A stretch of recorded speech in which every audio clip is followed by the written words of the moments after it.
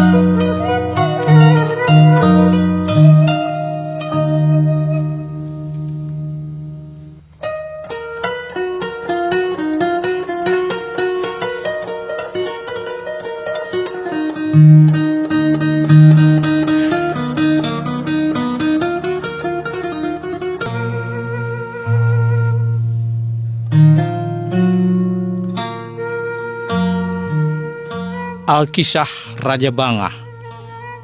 Saudara Raden Sesuruh yang menjadi raja di Galuh, negerinya direbut oleh Raja Pajacaran.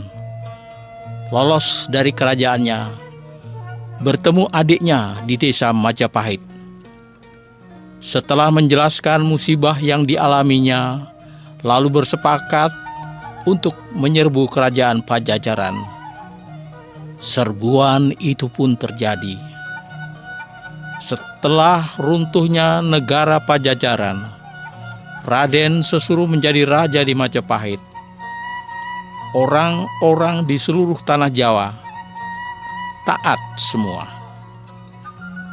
Arya Bangah berganti nama Arya Panular. Ki Wira diangkat kedudukannya menjadi patih bergelar Patih Wahan. Ki Bandar serta Ki Nambi dijadikan menteri. Waktu telah berlalu. Raja Majapahit itu berputra bernama Prabu Anom. Patewahan juga berputra bernama Udara, menjadi adipati di Kediri.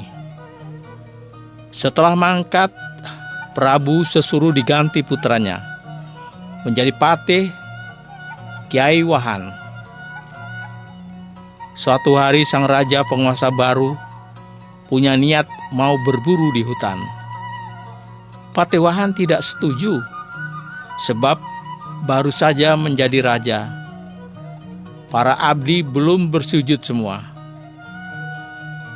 Persepsi sang raja, Kiai Patih hanya mau menghalang-halangi niatnya saja, membuat ia marah besar, lalu masuk ke dalam istana. Sang raja punya seorang abdi bernama Ujung Sabata, jadi pimpinan abdi Kacineman atau pasukan penjaga, dan diberi wewenang keluar masuk ke dalam istana.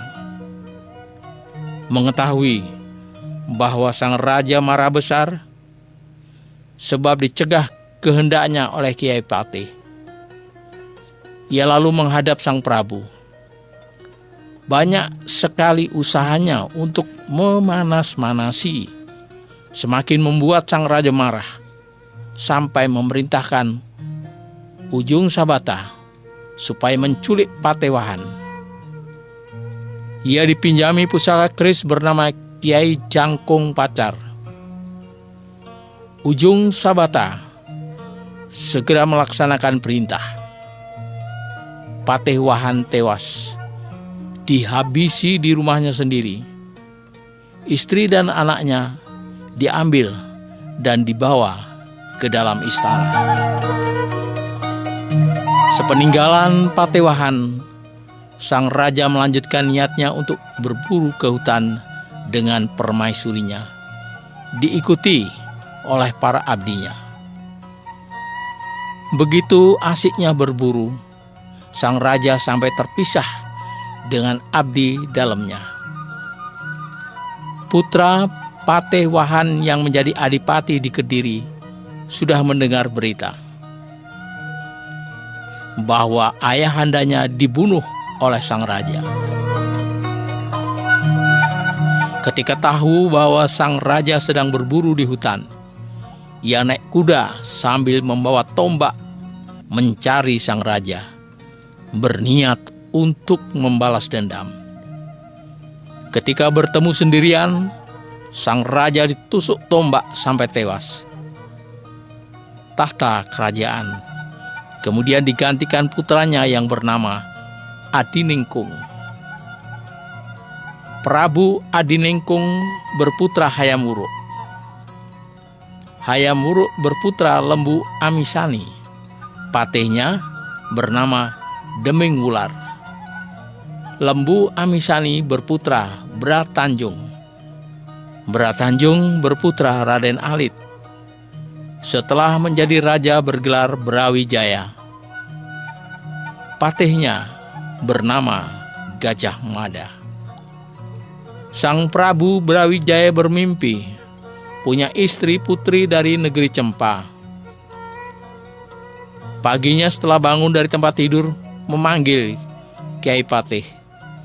Ia memerintahkan Kiai Patih untuk pergi ke negeri Cempa, membawa surat untuk raja di Cempa berisi lamaran untuk putrinya.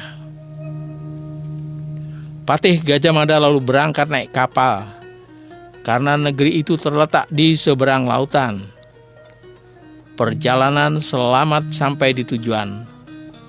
Sang Prabu berputra 3, pertama dan kedua putri, sedangkan ketiga laki-laki. Patih Gajah Mada menghadap sang raja, menyerahkan surat dan lamarannya diterima. Putri itu pun dibawa Patih Gajah Mada dengan disertai gong bernama Kiai Sekar Delima dan tandu bernama Kiai Jebat Bedri.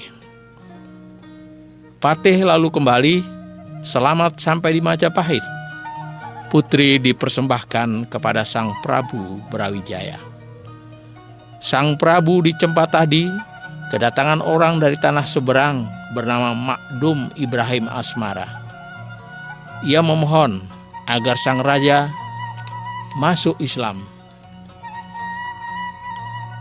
Sang raja menurut dan seluruh abdi senegara masuk Islam.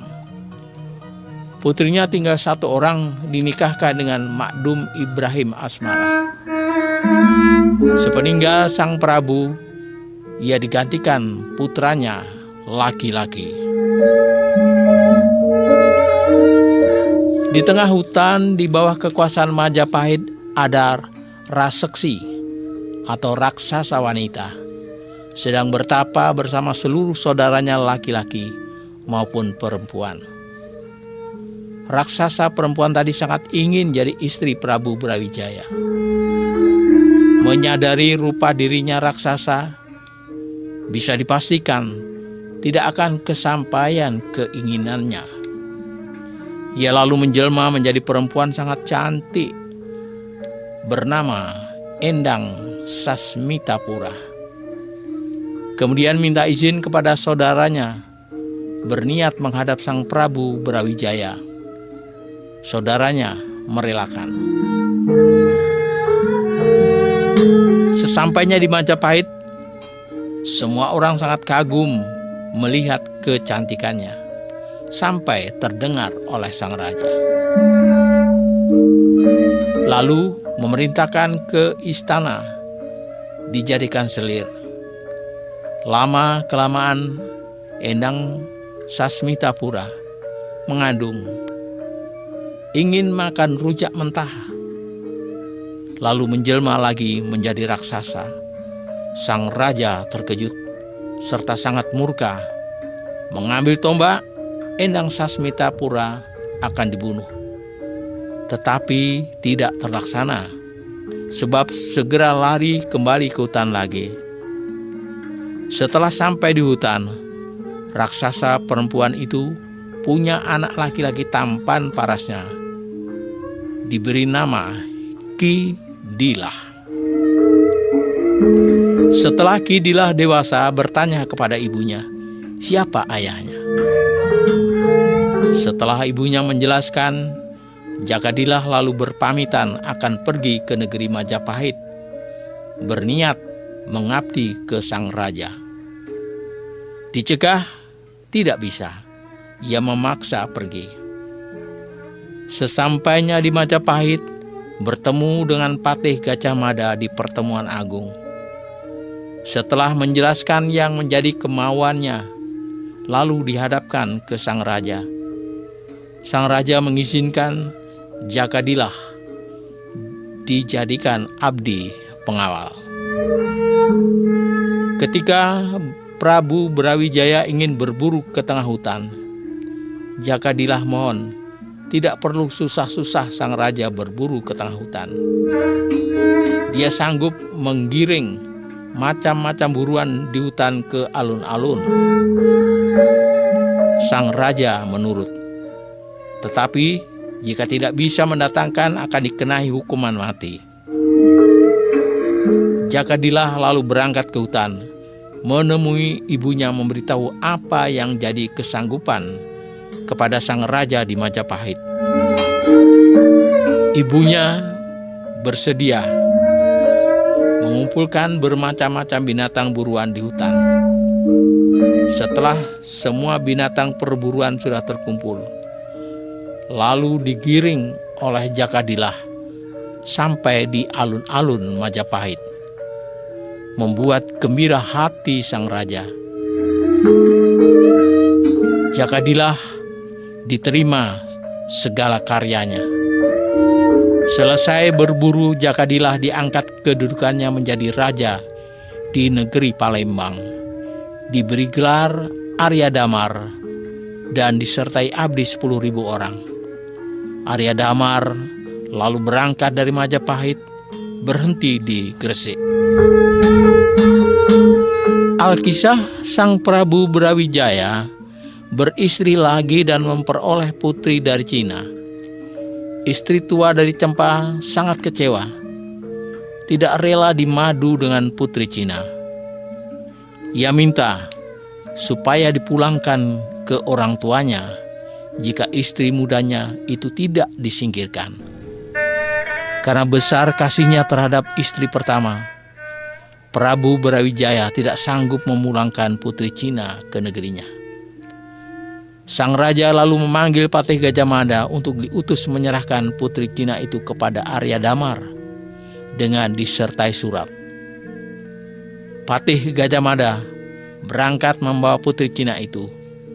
Setelah bertemu dengan Arya Damar di Gresik, melaksanakan perintah raja serta menyerahkan surat, bunyi surat. Putri Cina dilengserkan jadi istri Arya Damar. Tetapi berhubung baru mengandung, tidak diizinkan menidurinya. Tunggulah sampai melahirkan. Arya Damar bersedia. Arya Damar segera berangkat. Selamat sampai di Palembang, lalu menjadi raja. Makdum Ibrahim Asmara yang ada di negeri Cempa berputra 2. Semuanya laki-laki. Putra tertua bernama Raden Rahmat dan yang muda bernama Raden Santri. Raja Cempa juga sudah berputra seorang bernama Raden Burereh. Raden Rahmat mohon pamit kepada pamannya Prabu di Cempa.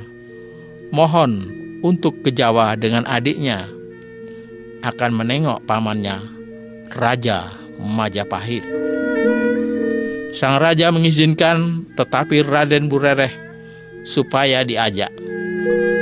Mereka bertiga berangkat, selamat sampai di Majapahit dan bertemu dengan Prabu Brawijaya. Ketiga putra itu tinggal di Majapahit selama 1 tahun. Raden Rahmat memperistri dengan putrinya Tumenggung Wilatikta bernama Ki Gede Manila. Adapun Tumenggung Wilatikta tadi juga memiliki anak laki-laki bernama Jaka Said. Raden Rahmat lalu bertempat tinggal di Ampel Denta. Raden Burereh dengan Raden Santri juga memperistri Putri Aryateja, putri pertama dengan Raden Santri, yang kedua dengan Raden Burereh. Mereka bertempat tinggal di Gresik.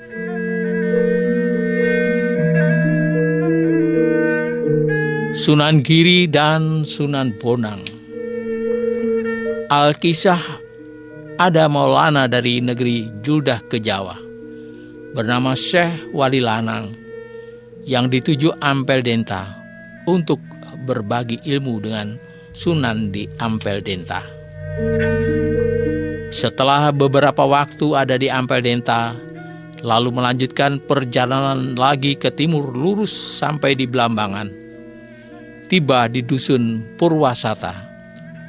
Raja Blambangan punya anak putri baru sakit berat. Tidak ada yang bisa menyembuhkan. Setelah diobati oleh Syekh Wali Lanang, sembuh. Atas kehendak raja, putrinya dinikahkan dengan Syekh Wali Lanang. Lama-kelamaan raja diminta untuk masuk Islam oleh Syekh Wali Lanang. Tetapi ia tidak mau. Menantunya itu lalu pergi ke Malaka. Istrinya ditinggal waktu hamil tua. Sepeninggal Syekh Wali Lanang, Blambangan terkena kutukan besar. Banyak orang yang meninggal. Istri Syekh Wali Lanang yang ditinggalkan kemudian melahirkan anak laki-laki. Kehendak Raja Blambangan supaya bayi itu dimasukkan ke peti, dibuang ke samudra. Raja Blambangan punya abdi bernama Ki Samboja. Ia mendapat musibah, kena marah raja hingga dipecat dari kedudukannya. Samboja lalu pergi mengabdi ke Majapahit. Ia diterima untuk mengabdi dan diberi kedudukan di Gresik. Ketika tiada, meninggalkan seorang istri, kekayaan yang besar, dan banyak memiliki dagangan. Ada pedagangnya yang menemukan peti besi yang berisi seorang bayi. Diserahkan kepada janda Samboja. Bayi itu dijadikan anaknya. Setelah besar, disuruh mengaji kepada Sunan di Ampel Denta. Temannya mengaji putranya Ampel Denta bernama Santri Bonang. Adapun putranya janda tadi bernama Santri Giri. Kedua anak laki-laki itu kemudian berniat belajar mengaji ke Mekah. Mereka berangkat, berhenti di Malaka. Di situ bertemu dengan Wali Lanang dan berguru padanya. Kira-kira 1 tahun lamanya. Ketika akan melanjutkan niatnya mengaji ke Mekah, Wali Lanang tidak menyetujuinya. Dianjurkan pulang ke negerinya sendiri. Mereka diberi sisir dan jubah. Santri Giri diberi gelar Prabu Setmata dan Santri Bonang Prabu Nyakra Kusuma. Lalu mereka pulang ke Ampel Denta lagi. Ada darwis atau orang yang mempelajari tasawuf dari negeri atas angin datang ke Jawa bernama Syekh Rahidin, bertempat tinggal di Ampel Denta. Kemudian melanjutkan pengembaraannya lagi. Setelah meninggal dunia, dimakamkan di Pemalang. Sunan Kalijaga, putra Tumenggung Wilatikta di Majapahit yang bernama Jaka Said, gemar bermain judi. Ia bepergian sampai di Jepara. Bila kalah judi, ia menyamun, menghadang orang yang berjalan di hutan jati sekar. Arahnya timur Laut Lasem. Suatu hari, Sunan Bonang sedang lewat di situ. Dihentikan akan dibegal. Sunan Bonang berkata, "Besok jika ada orang lewat di sini, berpakaian serba hitam serta bersumping bunga worawari atau bunga sepatu merah, begalah ia." Raden Said menurut. Sunan Bonang dilepaskan, melanjutkan perjalanannya. Antara 3 hari lebih, Raden Said menghadang orang yang berpakaian serba hitam, bersumping bunga worawari merah itu. Setelah dihentikan oleh Raden Said, Sunan Bonang menjadi 4. Raden Said sangat ketakutan, lalu bertobat, sembuh dari perbuatan jahat. Ia lalu bertapa selama 2 tahun atas perintah Sunan Bonang. Setelah bertapa, Raden Said pergi ke Cirebon. Di situ bertapa lagi di tepi sungai, namanya Kali Jaga. Raden Said lalu ganti nama menjadi Kali Jaga. Kemudian ia dijadikan ipar oleh Sunan Gunung Jati yang menguasai daerah Cirebon, dijodohkan dengan saudara mudanya.